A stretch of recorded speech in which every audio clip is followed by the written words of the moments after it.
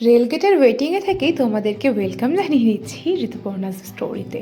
আর তোমাদের ব্লগগুলি কেমন লাগছে সেটা তো অবশ্যই কমেন্ট বক্সে জানাবে। তবে তার আগেই আজকের এই প্রতিবেদনটা তোমাদের জন্য কিন্তু উপহারস্বরূপ রইল আমার তরফ থেকে। আমরা কিন্তু ইতিমধ্যে পৌঁছে গেছি মুর্শিদাবাদ জেলার আরও একটি ঐতিহাসিক পীঠস্থানে। শুধু কি আমরা ঐতিহাসিক পীঠস্থানগুলি খুঁজে বেড়াই? না না, সবে মাত্র মুর্শিদাবাদ জেলায় ঢুকেছি, আর মুর্শিদাবাদ জেলার বিভিন্ন ধরনের ঐতিহাসিক পীঠস্থানগুলো তোমাদেরকে ঘুরে দেখাবো না তা তো হয় না। ঋতুপর্ণা তোমাদের সাথে এতটা নাইনসাফি তো করতেই পারে না। সেই জন্যই তোমাদের সাথে নিয়ে আজ আমি চলে এসেছি মুর্শিদাবাদ জেলার সম্মুখে দাঁড়িয়ে। আশা করি ভিড়টা বুঝতে পারছো। আমরা কোথায় চলে এসেছি? মেলায় এসেছি। কি করতে এসেছি? ঠাকুর দেখতে, আর তোমাদেরও ঠাকুর দেখাতে। তবে কি ঠাকুর না ঠাকুর সবটাই দেখতে পাবে। তবে একটু ভিড়ের ঠেলাঠেলি সবটা পেরিয়ে টেরিয়ে আমরা একটু যাই ভেতরের দিকে। তবে তোমরা কিন্তু সঙ্গে থেকো, হারিয়ে যেও না কিন্তু। আমরা কিন্তু তোমাদেরকে হারাতে দেবো না, সঙ্গে করে বগল দাবা করে নিয়ে যাব তোমাদেরকেও। তোমরাও চলো, আমরাও এগোই।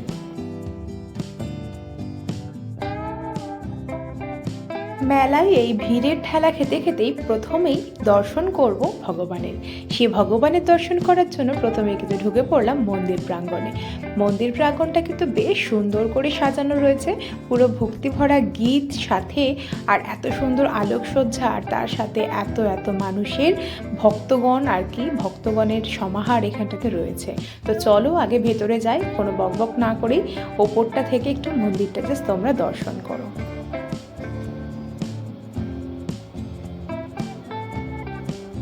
মন্দিরের ভেতরে রয়েছে এরকম অনেকগুলো ঠাকুর, যাদের নাম ওপরে ওপরে দেওয়া রয়েছে। অতটা ভিডিওতে দিতে গেলে ভিডিওটা অনেকটা লেন্দি হয়ে যেত, সেই জন্য আমি ওটা স্কিপ করে গেছি। তোমরা একটু দেখো, পুরো আলোকসজ্জা আর সবটাই কিন্তু মানে মিলেমিশে একাকার। এতগুলো ভক্তজন এসেছে, সেটা দেখেও কিন্তু মানুষজন তৃপ্ত হয়ে যাচ্ছে। চলো, এইখানটাতে রয়েছে একটা বিশাল বড় নাট মন্দির, আর নাট মন্দিরে বিক্রি হচ্ছে ভগবানের প্রসাদ। এই প্রসাদটাই কিনে কিন্তু তোমরা ভগবানকে অর্পণ করতে পারো। আর এই দেখো, এদিকে চারিদিকে এত সুন্দর আলোকসজ্জা, কি বিশাল একটা প্রাঙ্গণ। আর এই বিশাল প্রাঙ্গণের মধ্যেই কিন্তু রয়েছে আমাদের এই ভগবান।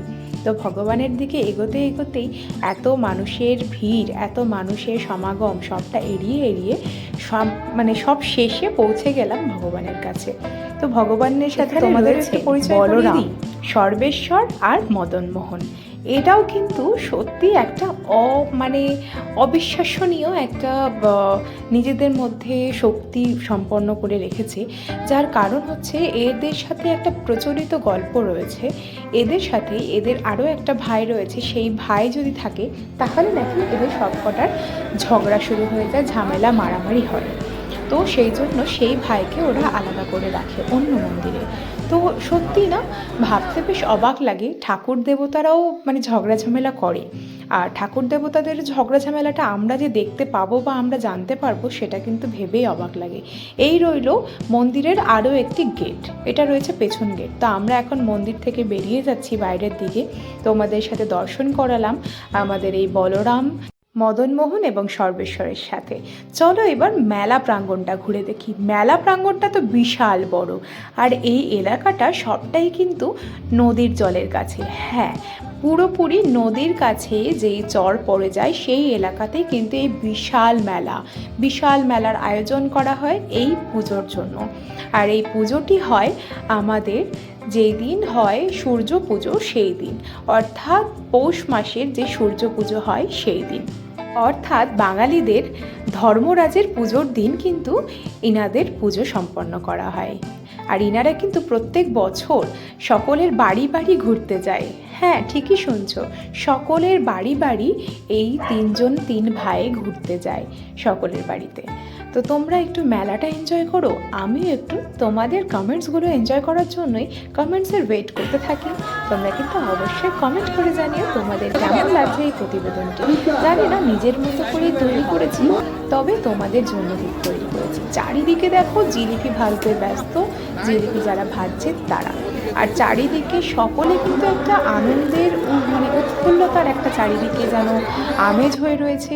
বাচ্চাদের জন্য যেমন রয়েছে খেলনাপাতির জিনিস, যারা যেইটা জিনিস চায় সেই জিনিসের জন্য কিন্তু মেলাতে সমস্ত কিছু রয়েছে।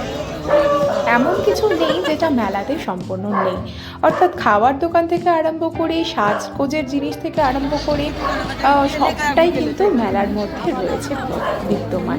তো তোমরা অবশ্যই কমেন্ট বক্সে জানিও কারা কারা মুর্শিদাবাদ জেলার এই মেলাতে এসেছো বা এই দর্শন করেছো, এই ভগবানদের সাথে দর্শন করেছো, অবশ্যই কমেন্ট বক্সে জানিও। এরপরে মেলায় এসেছি আর কিছু খাবো না তা তো হয় না, তাই এখানে খেয়ে নিলাম গরম গরম চপ ঘুগনি, তার সাথে গরম গরম ডিম সেদ্ধ, কারণ অসম্ভব ঠান্ডা। এই ঠান্ডাটাকে এড়ানোর জন্য ডিম সেদ্ধ ছাড়া আর উপায় নেই। চারিদিকে জিলিপি যা ভাজছে ভাইয়েরা বোনরা, তাকে তো দেখার মতো।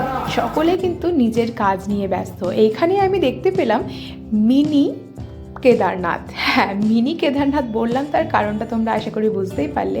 তো মিনি কেদারনাথটাকে তোমাদের কেমন লাগলো সেটাও কমেন্ট বক্সে জানিও। আর এই দিকে ছিল বিভিন্ন ধরনের রাইডের দিক, তো রাইডের দিকে তো পা ফেলার জায়গা পাচ্ছিলাম না, সেই জন্য আর ঢুকতেও পারলাম না। তোমাদেরকে যতটা পারলাম চেষ্টা করেছি দেখানোর। দেখো লোকে লোকারণ্য হয়ে রয়েছে চারিদিকটা, মানে ঢোকার কোনো চান্সই নেই।